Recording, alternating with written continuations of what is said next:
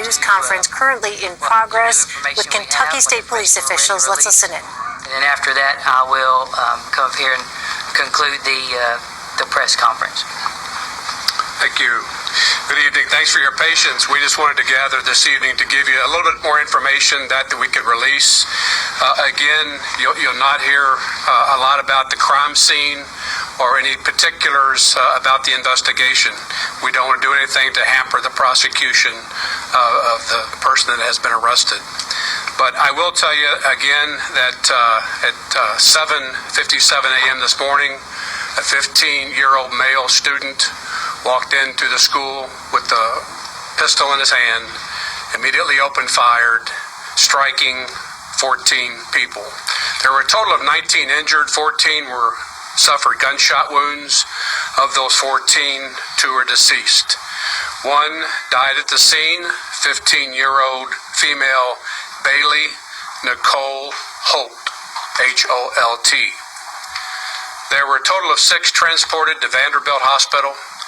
1 died at the hospital, 15-year-old male Preston Ryan Cope, C-O-P-E. There are 5 still at the hospital in critical condition at Vanderbilt. There were a total of 19 injured. 5 of those were injured trying to escape the gunfire. We've been there all day processing the scene. Our critical incident response team is responsible for this investigation. They're being assisted by the FBI, by their evidence technicians helping collect evidence. We've also been helped by the Bureau of Alcohol, Tobacco, and Firearms. They have done some work on the weapon that was used. So we thank all those people that have assisted us today. This crime scene will be worked for the next few days. They're still there tonight. We'll be back tomorrow and for the next couple of days following. The FBI also has sent the victim specialist here to assist us with anybody that may have witnessed this or have a member of their family that's involved.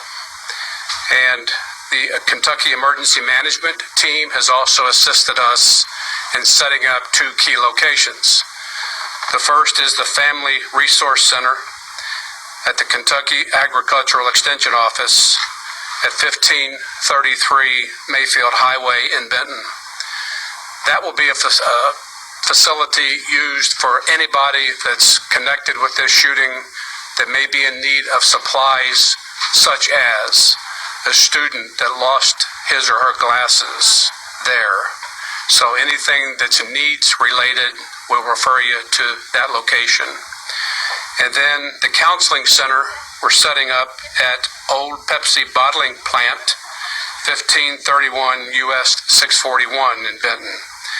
And that's for those that are affected by this that need grief counseling. And there are many that will need grief counseling. And speaking of the human toll that something like this takes, I can't tell you a whole lot about what happened there today because I don't want to do anything to hurt the investigation, but I will address the human toll it takes. In addition to those family members that have lost loved ones, that have had loved ones injured or hurt or traumatized, we pray for those people. I also just want to express how difficult this is for first responders. One of our first troopers to arrive on the scene saw the young lady that died there on the scene and thought it was his daughter because she had been dropped off at the school this morning as well.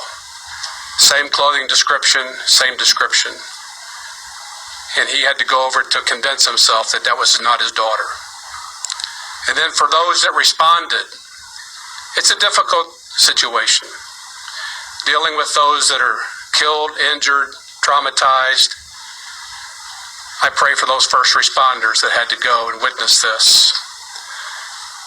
The SRO that was assigned to the school went through a tough time this morning. And I failed to mention this morning, this 15-year-old was apprehended by a sheriff's office officer that was the first to arrive. Those people are all wrestling with the emotions from something like this. So I ask for you to remember them in your prayers tonight. We're not going to release any information again about the actual crime. I don't think we'll have another press conference tomorrow unless something comes up that we can share with you.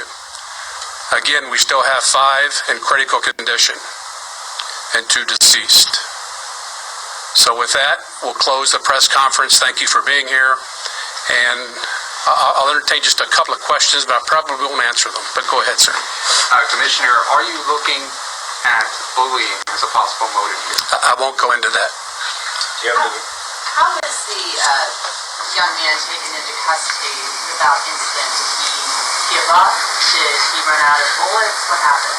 He was taken into custody is all I can tell you. Commissioner, is there release photographs of Bailey and Preston?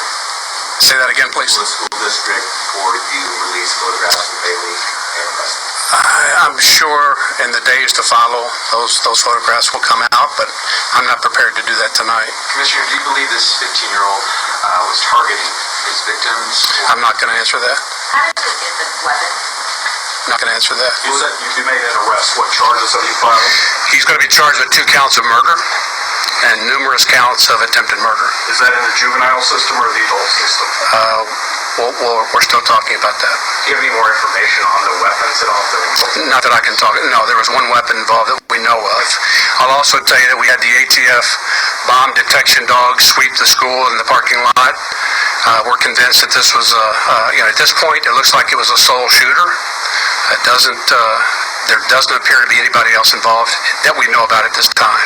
But again, we're still in the investigation. When you mentioned 19 injured, are you including in that number the 2 deceased or injured? Yes, total of 19. Two deceased. Excuse me, were there any security guards at the school? There was a school resource officer at the school. Was he armed? That's all we're going to answer tonight. And thank you for being here. I have one more question, please. Has the shooter confessed? I'm not going to talk about that. Thank you. Question for Mr. Lovett. All right, we've been listening to the Kentucky State Police Commissioner, Richard Sanders, fielding some questions.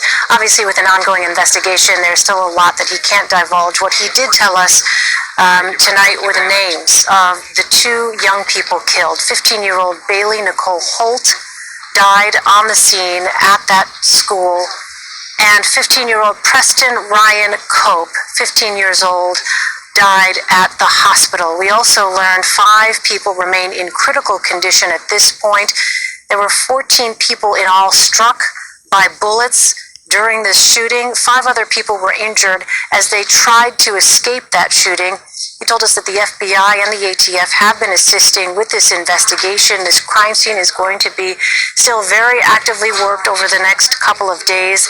He mentioned the human toll that, in addition to, of course, the family members of those killed and injured, he discussed that for first responders, particularly one first responder who arrived on the scene very early, who thought the girl who died was perhaps his daughter. This has been a traumatic event. As for the 15-year-old who was apprehended by a sheriff's officer, we know that that individual is facing 2 counts of murder, numerous counts of attempted murder. He said unclear, or at least he did not want to discuss whether or not that individual would be tried as a juvenile. However, the prosecutor there, the local prosecutor, said that there would be charges, they would be trying that juvenile as an adult, but we'll wait to get more clarification on that. Meantime, there has been a family resource center set up, as well as a grief counseling center, and we're going to continue to monitor any additional details coming out of Kentucky after this high school shooting. 2 people dead, 5 people remaining in critical condition at this hour.